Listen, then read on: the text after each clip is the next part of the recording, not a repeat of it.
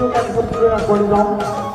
দ্বিতীয় কাৰ্যসূচী আছে স্মৃতি তৰ্পণ অনুষ্ঠান। গতিকে আমি দ্বিতীয় কাৰ্যলৈ আগবাঢ়িম।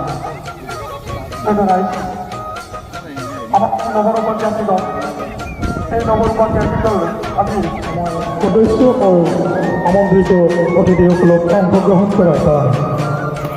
আমার একত্রিত হৈ গ'ল।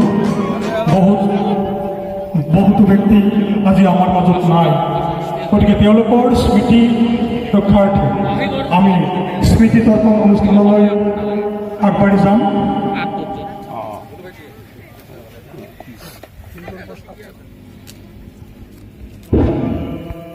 দ্বিতীয় কাৰ্যসূচী স্মৃতি তৰ্পণ অনুষ্ঠান। এই কাৰ্যসূচীটি পৰিচালনাৰ কাৰণে আমি আমাৰ দলৰ জ্যেষ্ঠ সদস্য মাননীয় শ্ৰী হেমকান্ত ৰায় ডাঙৰীয়াক আহ্বান জনাইছোঁ।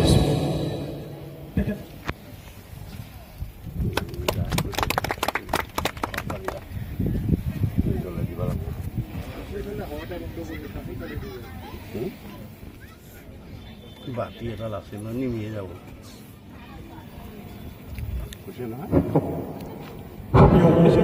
দুআষাৰ বক্তব্য ৰখাৰ কাৰণে মই অনুৰোধ জনাইছোঁ।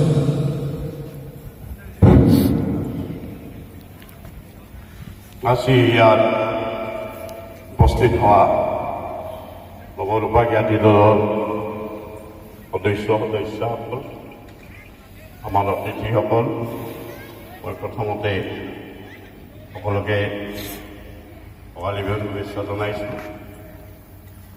আজি আমাৰ জ্ঞাতি দলৰ কিছুমান সদস্য আমাৰ মাজৰ পৰা ইতিমধ্যে স্বৰ্গগামী হৈছেই আৰু তেওঁলোকৰ আত্মাই যাতে চিৰশান্তি, তাৰ কাৰণে আমি আজি স্মৃতি ৰাখিছোঁ। কাৰ্যসূচীখনি আৰম্ভ কৰিবলৈ ওলাইছোঁ। এতিয়া কবিতা ওলাইছোঁ আৰু এইটো হৈছে আমাৰ লগত সৰু সৰ্বশ্ৰী অমৰজ্যোতি ৰায়, কাশ্মীৰী সিংহ, লিজা ৰায়, প্ৰণামী ৰায়, ভূমিকা ৰায়, লীনামণি ৰায়, সিদ্ধাৰ্থ ৰায়, হিয়াশ্ৰী ৰায়। তাৰ চিঠি আৰু কবিতাটিৰ কবি হেম বৰুৱা। কবিতাটি আৰম্ভ কৰিবলৈ লৈছ, ভুল হ'লে ক্ষমা কৰিব। মৰমৰ এয়া মমেদান আৰু ই লিখিম, বিশেষ একো নাই। মই কাশ্মীৰী সিংহ, মই আজি আপোনালোকৰ আগত কবিতা আবৃত্তি দিবলৈ ওলাইছোঁ। ভুল গ'লে ক্ষমা কৰি দিব। কবিতা আবৃত্তি দিব লৈছোঁ আৰু কবিগৰাকীৰ নাম হ'ল জ্যোতিপ্ৰসাদ আগৰৱালা। পহৰ পখিলা, পহৰ দেশৰ পখিলা যাকে মোৰ ফুলনিত নাচে। নাম হ'ল সৰু ছোৱালী আৰু পক্ষী। পক্ষী ফুল দিম, গছ পৰি খুৱাম উদল পৰি, আজি দিম সোণালী বা। মোৰ নাম ভূমিকা ৰায়, মই এটি কবিতা আবৃত্তি কৰিব লৈছোঁ। কবিতাটিৰ নাম হ'ল আগতে নিজে নিকাহ। গজৰ মাৰে পাতে ভোমৰা আৰু মৌমাখিয়ে কৰে গুণ গুণ, শিয়াল কৰে কুকুৰ দৰা ভোকে, মেকুৰীয়ে মেমে ফুৰে চুকে চুকে, ছাগলী বৰে বেবা ফুৰে গৰু বিলাক আৰু আগত থাকে চিৰিক চিৰিক কৰি মাতে।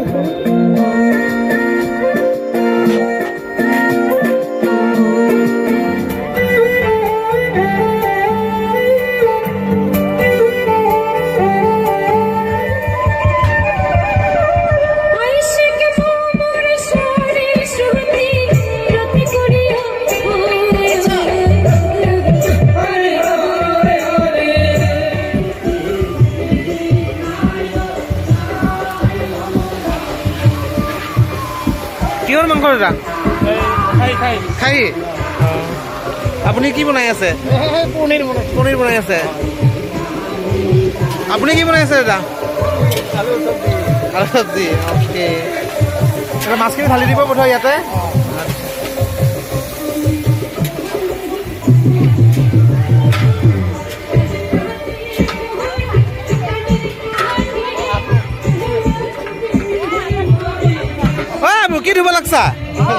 ধুব লাগছা কি ধুব লাগছা ডাঙালা ধুব লাগছা অঁ দে দে দে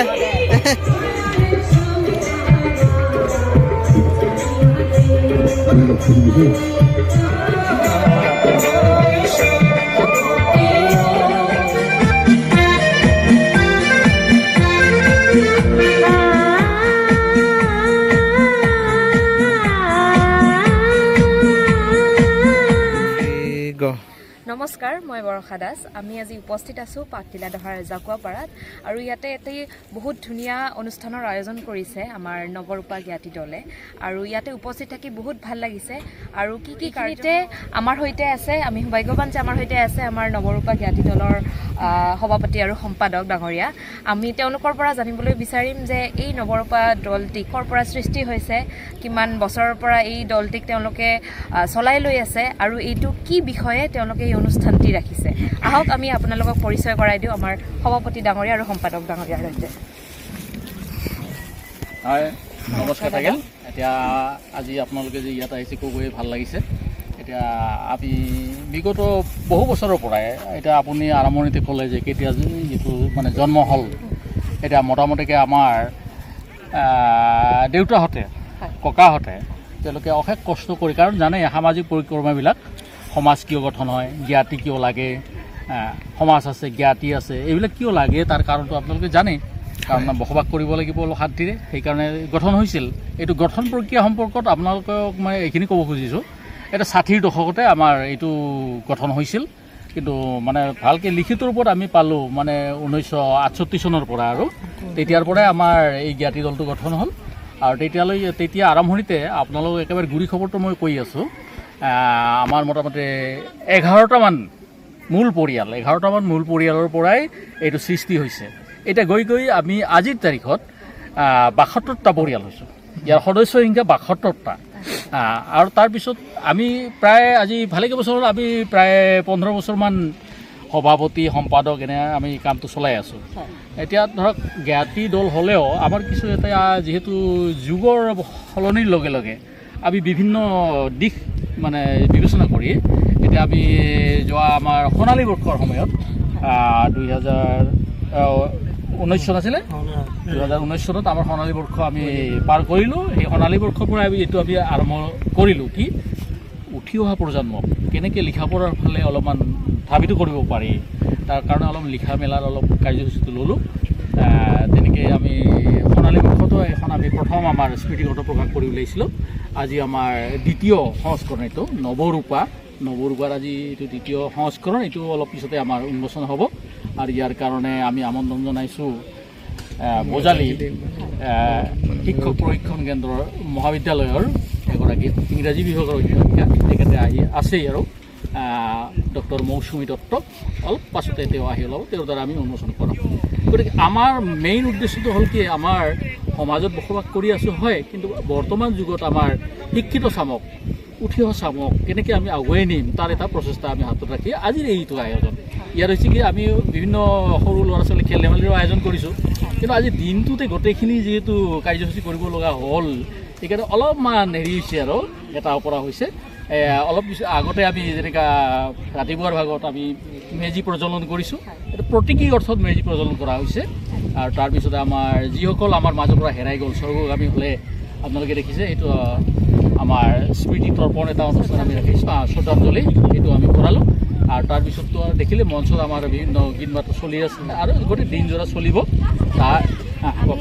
মানে আমাৰ আপাৰৰ ফালে দেখিবলৈ পাওঁ এনেকুৱা বহুত ধুনীয়া আয়োজন কৰা হয় কিন্তু আমাৰ এই ফালৰ ফালে মানে আমাৰ লোৱাৰৰ ফালে এইটো আমি প্ৰথমবাৰ দেখিছোঁ যে এটি প্ৰীতিভোগ খাবলৈ এনেকৈ মেজি জ্বলাই শ্ৰদ্ধাঞ্জলি আৰু লগতে ইমান ধুনীয়াকৈ আমাৰ সাংস্কৃতিক অনুষ্ঠানেৰে চলাই লৈ যায় এই পদক্ষেপটো আপোনালোকে কেতিয়াৰ পৰা কৰি আছে এইটো চাওক ক'বলৈ গ'লে আমাৰ নিজৰ সৃষ্টি বুলি ক'ব লাগিব কাৰণ চাওক মই বিভিন্ন বিজ্ঞ মহলৰ পৰা মই খবৰ লৈছিলোঁ যে এনেকুৱা আয়োজন অসমত ক'ৰবাত দেখিছে নেকি আপুনি তেওঁ চিধা বহু বিজ্ঞ মহলে ক'লে নাই আমি ক'তো দেখা নাই আপোনালোকে যেনেকুৱা কৰিছে ইমান এটা সৰু পৰিয়ালটোৱে এখন কিতাপ উলিয়াইছে সাংস্কৃতিক সন্ধিয়া কৰিছে ইমান ব্যয়বহুল এটা খৰচ কৰিছে এইটো প্ৰথম আমি দেখিছোঁ গতিকে আজিৰ তাৰিখতো আপোনালোকৰ পৰাও মই জানিম গতিকে আমি অসমৰ ভিতৰত প্ৰথম নেকি নৱৰূপা জ্ঞাতি দল হিচাপে স্মৃতি গ্ৰন্থ এইটো আমি একচুৱেলি বিহুত দেখিবলৈ দেখিবলৈ পাওঁ, কিবা এটা অনুষ্ঠান পাওঁ বা বিশেষ উপলক্ষে কিবা এটা কাৰণত হয়। কিন্তু আজি প্ৰথমবাৰ দেখিছোঁ এটা দলে, নৱৰূপা দলে এটি ইমান ধুনীয়াকৈ ইমানবোৰ পৰিয়ালে মিলি ইয়াতে ভোগৰ আয়োজন কৰিছে, লগতে ইমান ধুনীয়াকৈ সাংস্কৃতিক অনুষ্ঠান ৰাখিছে। যেতিয়া আমি গাড়ীখন লৈ ইয়াতে আহি আছিলোঁ, মই কৈ আছিলোঁ আমি ইমান ডাঙৰ প্ৰগ্ৰামত আহিছোঁ নেকি, ইয়াতে ইমান বহুত ডাঙৰ প্ৰগ্ৰাম হৈ আছে। এইটো যে এটা অকল ভজনৰ আয়োজন নহয়, বহুত ধুনীয়াকৈ আপোনালোকে কৰিছে। আৰু লগতে আমি গৌৰৱ কৰিছোঁ যে আপুনি এতিয়া আপুনি আপোনাৰ গলত কোচ ৰাজবংশী গামোচা লৈ আছে। আমি মানে আমাৰ ইয়াতে এইটো যে বস্তু আজি প্ৰথমবাৰৰ বাবে দেখিবলৈ পাইছোঁ, নিজকে বহুত গৌৰৱ অনুভৱ কৰোঁ। আৰু আমি কোচ ৰাজবংশী হৈ ক'বলৈ মানে বহুত ভাল লাগে যে আমাৰ এই ছাইডতো মানে আমাৰ এই নামনিৰ ফালেও ইমান ধুনীয়াকৈ এখনি অনুষ্ঠান কৰিছে। আৰু এইটো ভিডিঅ'ৰ পৰাই মানে ভিডিঅ'ৰ যোগেৰে যোনবোৰ দৰ্শকে দেখি আছে, হয়তো তেওঁলোকে আৰু উৎসাহিত পাব। আৰু এই দলটিক দেখি মই আশা কৰোঁ যে আৰু বহুতো দল গঠন হ'ব। লগতে এইবোৰ কাৰ্যসূচী আপোনালোকৰ পৰাই শিকি লৈ আমাৰ আগৰ যোনবোৰ আহি আছে আগন্তুক বহুত ধুনীয়া অনুষ্ঠান আমি দেখিবলৈ পাম। আৰু ভাল লাগিছে যে পাতিলাধৰ এই সৰু অঞ্চলতো, এইটো জাকুৱাপাৰা অঞ্চলত আমি ইমান ধুনীয়াকৈ ইমানবোৰ পৰিয়াল, আপুনি কেইটা পৰিয়াল কৈছিল? আজিৰ তাৰিখত ৭২টা পৰিয়াল যোগ লাগি যে ইমান ধুনীয়াকৈ এটি অনুষ্ঠানৰ আয়োজন কৰিছে, খুবেই আনন্দিত হৈছোঁ। আৰু লগতে আপোনালোকক বহুত ধন্যবাদ জ্ঞাপন কৰোঁ যে আমাৰ ইমান ধুনীয়া এটি প্ৰতিষ্ঠিতি আপোনালোকে দিছে। মেজিৰ পৰা আমাৰ ইয়াতে গ্ৰন্থ উন্মোচন হ'ব। লগতে যিসকল আজিৰ তাৰিখত আমাৰ মহান ইয়াৰে ব্যক্তিসকল নাই আমাৰ মাজত, তেওঁলোককো আপোনালোকে শ্ৰদ্ধাঞ্জলি জ্ঞাপন কৰি একচুৱেলি এইটো আপোনালোকে ইমান ধুনীয়া এটা আশীৰ্বাদ পাই আছে, যাতে আগৰ প্ৰজন্মই এই আশীৰ্বাদটি লৈ এইটো দল চলাই লৈ যাব পাৰে, তাৰে আশা কৰিছোঁ। এইটোৱে আদৰ্শ হওক, আমিও কামনা কৰিছোঁ। আমাৰ ইয়াত অহাৰ কাৰণত অত্যন্ত আমি সুখী হৈছোঁ আৰু আশা কৰোঁ গোটেই অনুষ্ঠানৰ এটা সামৰি মৰাইহে আপোনালোকে যাব লাগিব। মই সভাপতি হিচাপে আপোনালোক ক'লোঁ একেলগে লগ ভাত খাম। এতিয়া আপোনালোক অলপমান কথা কওঁ আমাৰ সম্পাদকে, আপোনালোকে তেওঁলোকক কথা পাতক। মোৰ যিটো পৰিচয়, মোৰ জগদীশ চন্দ্ৰ ৰায়। মোৰ পৰিচয় বুলি ক'লে মই এটা সময়ত শিক্ষকে আছিলোঁ, এখন MP স্কুলৰ হেডমাষ্টাৰ হিচাপে। আজি মই ৬-৭ বছৰ হ'ল ৰিটায়াৰ হোৱা। ৰিটায়াৰ পিছত তাৰপিছত ভাবিলোঁ কি আগৰ পৰা মোৰ এইটো নিচা আছিল কালচাৰেল বিভাগত আৰু সাহিত্য সংস্কৃতিৰ বিভাগত। তাৰপিছত যেতিয়া নেকি অলপ ফ্ৰী হ'লোঁ চাকৰিৰ পৰা ওলাই, তেতিয়া এইবিলাকত লাগিব এনেকৈ এটা চলালোঁ। আৰু এতিয়া চাওঁ কিমান দূৰ ছাকচেছ হ'ব পাৰোঁ। এতিয়া আপোনাৰ সম্পাদকৰ লগতে কথা পাতক, আপোনালোকৰ পৰা মই বিদায় মাগিছোঁ। ধন্যবাদ। এই আছে আমাৰ লগত সম্পাদক ডাঙৰীয়া, আপোনাৰ পৰিচয়টো দিব দাদা। মোৰ নাম ভূপেশ ৰায়, নৱৰূপা জ্ঞাতি দলৰ মই সম্পাদক। সিহঁতো ক'লে আমাৰ সভাপতি ডাঙৰীয়াই যিখিনি কথা ক'ল বহুত কিয় আচলতে কি সমাজখন পৰিচালনা কৰিব লাগিলে এনে ধৰি লওক এককভাৱেতো নোৱাৰি, গতিকে এটা ইউনিটি লাগে। আৰু ইউনিটিটা ধৰি লওক আজি আমাৰ ককা আইতাহঁতে, ককা খুৰা জেঠা এইবিলাকে আৰু তো মোটামুটি 1900 কিমান চনত মানে 56 বছৰলৈকে ক্ৰছ কৰিছে। তাৰ লগত ধৰি লওক এতিয়া আমি 1919 চনত 2019 চনত আমি প্ৰথম এখন স্মৃতি গ্ৰন্থ উন্মোচন কৰিছিলোঁ আৰু এইটো দ্বিতীয় প্ৰচেষ্টা। গতিকে দ্বিতীয় প্ৰচেষ্টাত এই স্মৃতি গ্ৰন্থ যিখিনি উন্মোচনী হ'ব তাৰ লগত সংগতি ৰাখি এইবিলাক কৰিছোঁ। ধৰি লওক আগতেও কৰিছোঁ আমি। মূলতঃ আমাৰ জেঠা ককাসকলে সমাজখন সুপৰিকল্পিতভাৱে পৰিচালনাৰ কাৰণে ইউনিটি গোট সৃষ্টি কৰিছে। আমি ইয়াতে জ্ঞাতি বুলি কওঁ, গোট সৃষ্টি কৰিছে। আৰু পৰিচালনা কৰাৰ ক্ষেত্ৰত যাতে কোনো বিশৃংখল নহয়, কোনো কি নহয়, সেইভাৱে আমি ধৰি লওক ককাহঁতৰ পৰাই আমি এতিয়া পাইছোঁ আৰু কি আমাৰ এইখিনি ভাল লাগিছে ইয়াতে আহি। আৰু এই দলটি আপোনালোকে আৰু ভালকৈ চলাই লৈ যাওক তাৰে আমি আহ্বান জনাইছোঁ। আৰু আশা কৰোঁ যে এই দলটি যাতে গোট খাই আৰু ডাঙৰ হওক আৰু ধুনীয়া আপোনালোকে প্ৰকল্প কৰক। আৰু লগতে আমি ইয়াতে দেখা পাইছোঁ আপোনালোকে সাংস্কৃতিক বিভাগকো বহুত গুৰুত্ব দিছে। আৰু এই সাংস্কৃতিক বিভাগত যদি আমিও কেতিয়াবা আপোনালোকক সহায় কৰিব পাৰোঁ, আমি বহুতেও আনন্দিত হ'ম। কিবা আপোনালোকৰ দৰকাৰ বা কিবা যদি আমি সহায় লাগে আপোনালোকে আমাক নিশ্চয় কণ্টেক্ট কৰিব, তাৰে আশা ৰাখিছোঁ। ঠিক আছে, তেনেকৈ হ'ল নিশ্চয় পৰৱৰ্তী সোণালী বৰ্ষৰ সময়ত যেনেকৈ এখনি আমি স্মৃতি গ্ৰন্থ উন্মোচন কৰিছিলোঁ, আজিও আমি একেটি মাহতে আমি আন এখনি অৰ্থাৎ দ্বিতীয় সংস্কৰণ হিচাপে এখনি স্মৃতি গ্ৰন্থ উন্মোচন কৰিবলৈ ওলাইছোঁ। আৰু এই উন্মোচনী অনুষ্ঠানত আমি এগৰাকী শিক্ষাৰ লগত ব্ৰত হৈ থকা বাইদেউ ডক্টৰ মৌচুমী দত্ত, তেখেতে যদিওবা খুব ব্যস্ত এগৰাকী লেখিকা তথাপি আৰু অধ্যাপিকা, তাৰ মাজত আমাক সময়কণ দি আমাৰ মাজত উপস্থিত থকাৰ কাৰণে তেখেতক আমি ধন্যবাদ জ্ঞাপন কৰিছোঁ। আৰু তেখেতে এতিয়া আমাৰ উন্মোচনী কৰ্মসূচীত তেখেতে আগবাঢ়ি যাব। তাৰ আগতে মই বাইদেউক এগৰাকী এখনি আমাৰ ৰাজবংশী গামোচা বুলি কোৱা হয়, এই ৰাজবংশী গামোচাৰে তেখেতক আদৰণি জনাৰ কাৰণে আহ্বান কৰিম।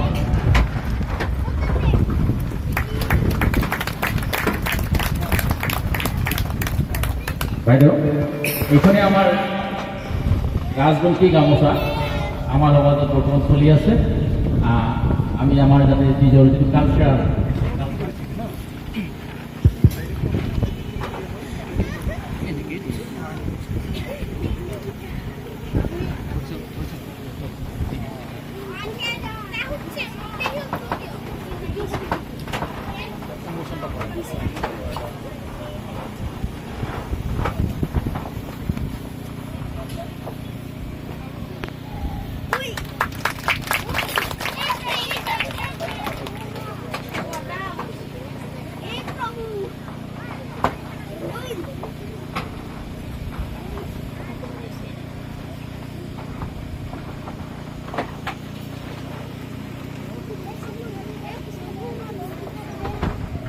গোটেই পৰিয়ালবৰ্গলৈ, আটাইখিনি মানুহলৈ, যিহেতু ইয়াতে মই আপ্লুত হৈছোঁ বয়োজ্যেষ্ঠ মানুহবিলাকক দেখি, মোৰ শ্ৰদ্ধা নিবেদিছোঁ।